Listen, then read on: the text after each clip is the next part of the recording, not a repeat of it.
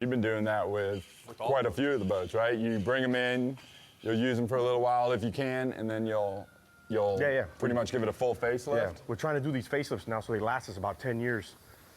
There's another thing where me and Dave really saw eye to eye, talked about a lot, and that was boats. So this is a huge part of what makes the lodge work, having this boatyard. You couldn't really have the lodge without the boatyard. No, this lodge wouldn't work without the boatyard. You know, I love to collect old cars. Dave loves to collect old boats.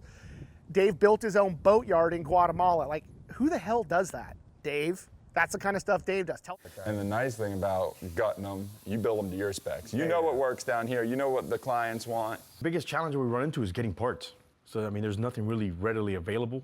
So we try to keep a stock of parts and stuff like that, like, you know, filters and belts. And I mean, Dave just has this collection of sport fishing boats from the 60s to the 90s. That is just mind-blowing. If those boats could talk, you would love to hear the stories from all of them.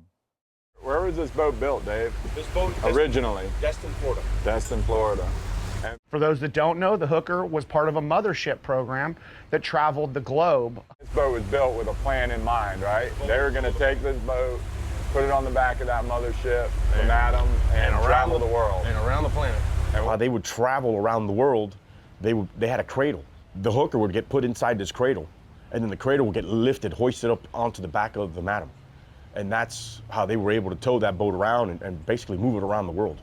These guys fished in places that, you know, people fish now, but it wasn't even heard of back then. They're not just boats, they have a story, right? This was a classic boat from South Florida. This was a, you know, legendary charter boat in the Bahamas. He's got the Hooker from the Madam and the Hooker. If you know anything about sport fishing history, the bottom of that boat has seen more water in more places than any boat anywhere in the world. Dave had to have it. Captain Skip Smith called me up and said, hey, Dave, you know, I'm looking to sell the boat. And like I told him, I said, Skip, I don't know how I'm going to pay for it, but I want it. Let me figure out how to pull this off. Dave loved every one of those boats. He had stories for every one of those boats, and he treated them the way they should be treated.